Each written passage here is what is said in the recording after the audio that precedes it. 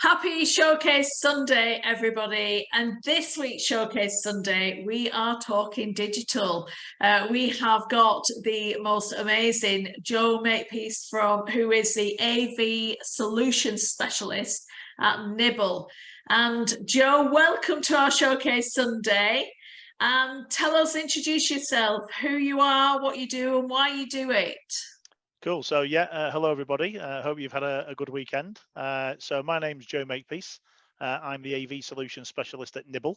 We're a Blackburn-based IT and audio-visual specialist with customers of length and breadth of the UK. My role in particular is to provide all our customers with a free consultative discussion around their initial idea and concepts, identify some problems they've got. And the fun part of what I do is that the solution that we deliver is often very, very different than the original inquiry. And that's because there may have been a thought that the client had, and we explore the problems and the issues that they have or what they're looking to achieve. And that can often look very, very different. And that's where I get the enjoyment from it, in providing the solution that they needed rather than the one they initially thought they wanted. Brilliant. And I always ask this question because I like to find out, because we've got lots of competition in all different fields, but I love to have experts on Showcase Sunday. What is unique and different about Nibble? What is your USP as opposed to your competition? Okay, well, I think for Nibble's point of view, that's actually relatively straightforward for us to explain. And that USP is that we deliver all of our solutions using in-house staff. So every part of the expertise that we operate is from a staff member. So whether that's IT support, IT hardware and infrastructure, software development, websites, app development, audio visual, so that could be video conferencing systems, indoor and outdoor digital signage and advertising, is all delivered using in-house expertise. And being able to offer that end-to-end service for those customers, again, we believe is maybe not unique, but it's not far from being unique. Okay, and it's a personal service as well, isn't it? It's a connection. Absolutely. Yeah, brilliant. And what do you do that that you already help the hospitality industry in, or what's relevant right now? Because the one thing, and Joe, I'll shock you now, our industry is the most amazing industry. However, there's a lot of people still in the industry who's not up to speed with tech, digital era, and I've been talking in the last few weeks on the FAQ Friday to help support the industry to become more efficient, effective, and show some experiences. So what's relevant right now that you offer now or in the future for the hospitality industry? So I think probably the biggest thing that we offer to the hospitality sector at the moment is that interactive customer-led content. So it's giving your customers, the ability to drive their own information gathering experience at these venues. So so your traditional digital signage would have playlists and content, just giving what you believe the customer wants to watch, but trying to get as much information across to them as possible. The new immersive experience, or it's like a lift and learn type content, means that you can tell them why you're good at what you do. You can tell them the good news about the establishment, the hotel, the restaurants, etc. And they will drive their own content by interacting with an object or a device that allows them to pick something up and trigger content relevant to what they want to see. So if it's a spa, they'd pick up something relating to the health spa and they'd see spa content on there with maybe a QR code or a call to action. And it's very much the content they wanted to see.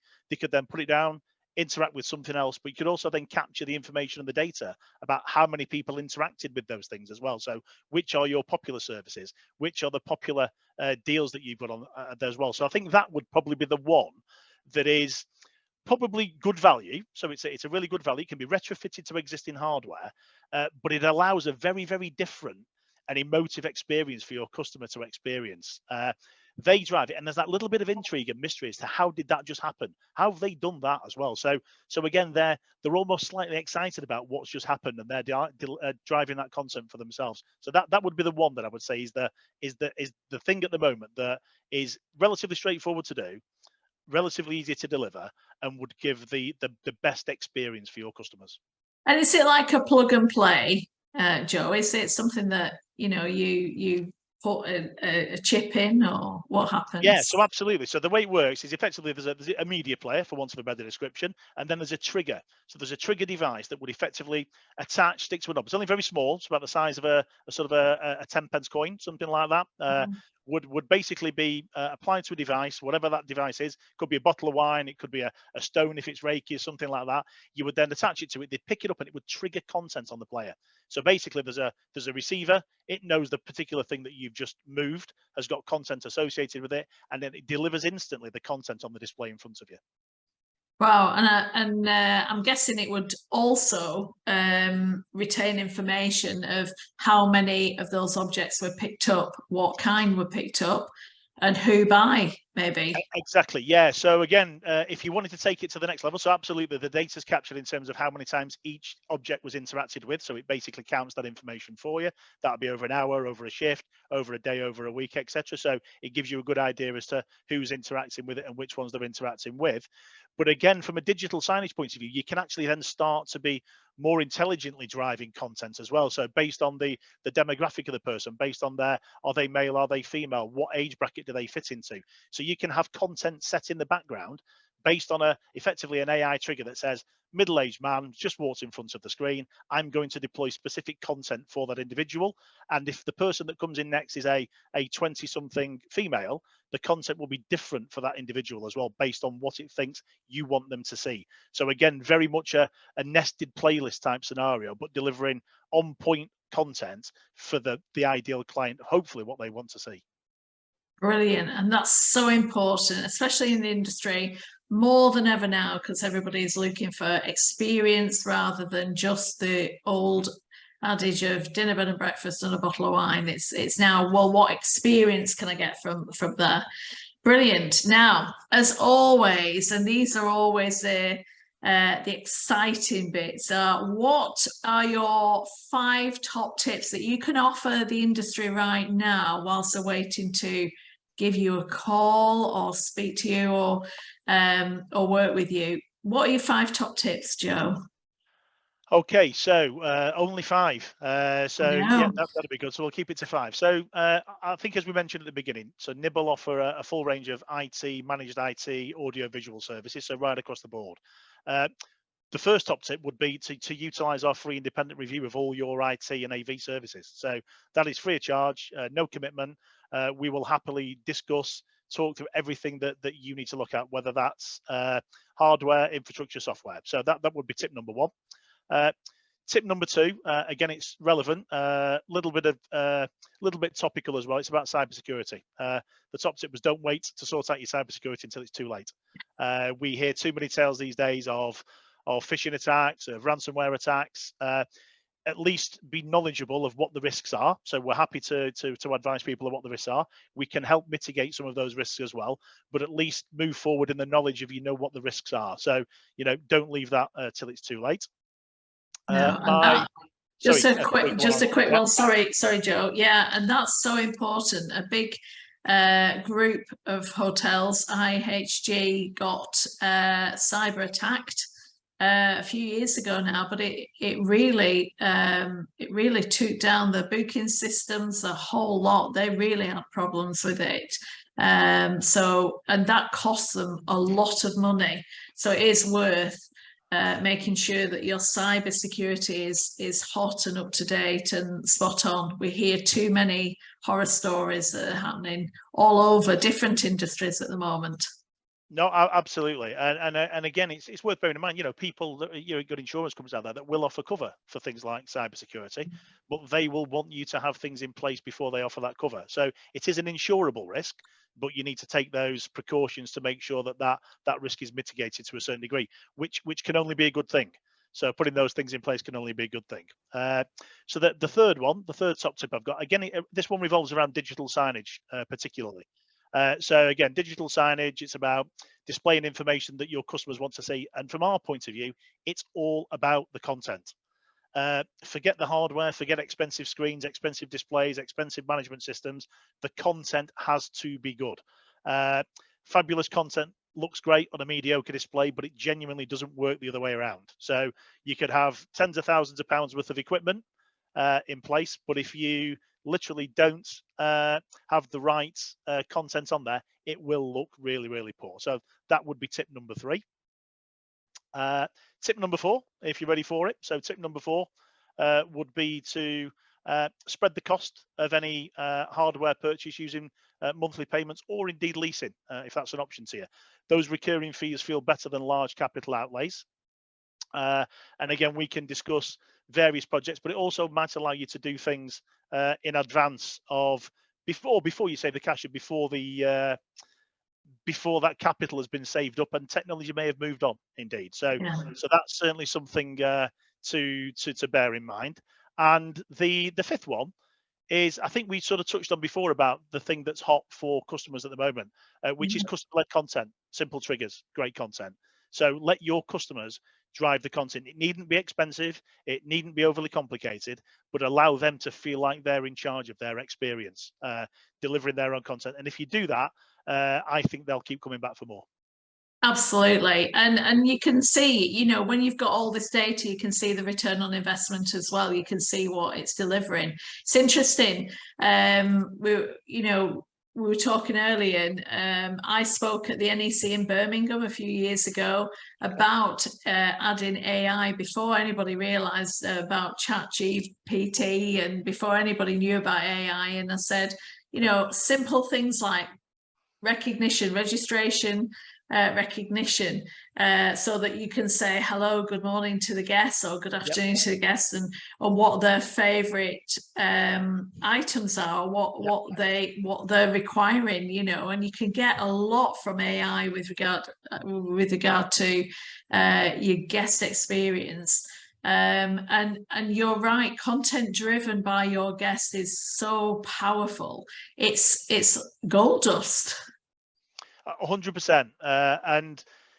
And again, it's not that complicated to achieve, you know. So it sounds really complicated. AI, Chat GPT, virtual reality, all these things sound, wow, what are those? You know, we're just in hospitality, you know, we just want to give our customers a good experience, or, you know, make sure it's clean, tidy, presentable, the food's great, the experience is good. These things can just complement that. They're there to complement it, to deliver and enhance that experience for you and your guests. And again, it let us be the guide, I suppose, through those myriad technologies It to help you do can. it. You're so right. And Joe, I feel like I've got an earpiece onto a few hoteliers who would say to me, hold on a minute, but we love our guest connections, but it enhances the guest connections. It really Exactly. does, without a shadow of a doubt. Yeah, exactly. And like I say, and it needn't break the bank. That's the key. It can be something that complements it. It can be a journey. It can be a 3-month, 6-month, 12-month, 2-year, 3-year, 4-year journey. Nibble have got customers we've had for 20 years, and they have had that technical journey with us along the way. You know, things are very, very different now from a technological point of view than they were 20 years ago. You know, infinitely, and they'll be very different 12 months time than they are today. We are on that journey with our customers to help them and hold the hand through it as well. Yeah, it's very fast. Technology is changing very, very fast at the moment. So Far too have much. you, yeah. Have you got any examples how you have helped the industry and save time, energy, money, how you've helped streamline, how you've added value to your clients? Is there anything that you can share? Is that possible? Yeah, I think yeah. So the one I would say there is probably from it probably more relates to digital signage and content displayed. So if you can picture a larger estate, might be a single establishment but with multiple displays. It may be multiple establishments across different parts of the country, or even different countries of the world. But we've got the ability to manage individuals' displays for power on, power off, all on, all off, for content management to be deployed to particular screens that are all tagged, so everything remains current. So from a resource point of view, you could have for instance, a marketing person that is responsible for content on 1, 2, 10, 15, 100 different sites from one desk, deploying content that is on point, that is correct, and more importantly, that content that has expired. So let's say it was a Mother's Day or a Christmas type content, that those things are disappearing from those displays at the right time. So you've not got aged content on there advertising things that are no longer current. So they're all encompass power usage, power data, content management. That's probably the best one, and we've done that for many customers. Wow, that's it. That's interesting. It's very interesting. And if someone was sitting on the fence, what on earth would they be doing that? But if someone was sitting on the fence about working with you, what would your present customers, your past customers, like your 20-year customers, say about you to the organisation? So I think that that would be. I mean, we're more than happy. I think for any of our prospective customers to talk directly with our existing customers, we're more than happy for them to do that. And the experience I think that our existing customers got, some of the longer serving ones, but also some of those new ones, it's about, from our point of view, it's about trust. It's about understanding that we've got a breadth of expertise within the business that allows us to correctly advise them on all manner of their technological journey, today, tomorrow, and in the future. And that, I think, is probably the biggest thing that we would extol as a virtue. Again, it's that trust. Our customers trust us, and trust us to deliver the right solution for them. Do we sometimes make the odd mistake? Absolutely, but that trust developed over that period of time allows us the opportunity to maybe change that, alter that as well. So, I'm not going to sit here and say we're absolutely perfect. We're not far from it. We're not quite there, but we strive for it as well. Excellent. That's brilliant. And I love the fact that you do a strategy and plan and you look at the whole journey rather than just what somebody comes to you and they might not be ready for it, particularly there and then. Yeah, absolutely. That's it, and that's a key part of what we do. It's very much that consultative approach. It's not just it's not a box shifting exercise. It's easy just to sell things. We don't sell things. We try and sell a solution, but a solution that matches the client's requirement. So just checking, you've got a showroom, haven't you? Absolutely. So our head office is in Blackburn, and we've got a relatively large showroom, but it's extensively stocked with exciting pieces of kit. So one thing we say to anybody, to yourself or any of your customers or your clients, if they want to come and literally try before they buy, they could come down to our office. They're more than welcome anytime. We've got a pool table. We can have a game of pool. We can have a brew of coffee. We've even got a bar in there. We can literally showcase all of the hardware that we talk about in our showroom. They can see it for themselves. If it's an interactive experience, they can touch it, feel it, operate it, cast to the screens, do everything they would need to do to make sure that what they are looking to purchase is indeed right for them, which is, Yeah, and also future proofed for them. Because I know a lot of people talk about, well, I'd like to do this in the future, and whether it's got that insight to be able to do it. And exactly. And again, they might come, and what tends to happen, people come and think, oh, I like that. What does that do? Or, oh, in fact, that's what I needed. Well, and that is that whole yeah, it's that whole process of allowing people's minds to sort of open up and think, okay, this is what's possible, and these are the things that allow that to be delivered effectively. And that is again a far better way of doing it than trying to look at an email or a quote or a video I get sent. It just feels a little bit impersonal. And this is a far more personal experience. And look, you get to you get to meet us as well. So yeah. what's not to like? Fantastic. And it's great to be able to come, and it's only in Blackburn, so it's quite central to a lot of places as well. So fantastic. I know at the end of our interview of our Showcase Sunday, we always put all your contact details, but can you express what would be the best way to contact your company or contact you? How do people get in touch with you, Joe?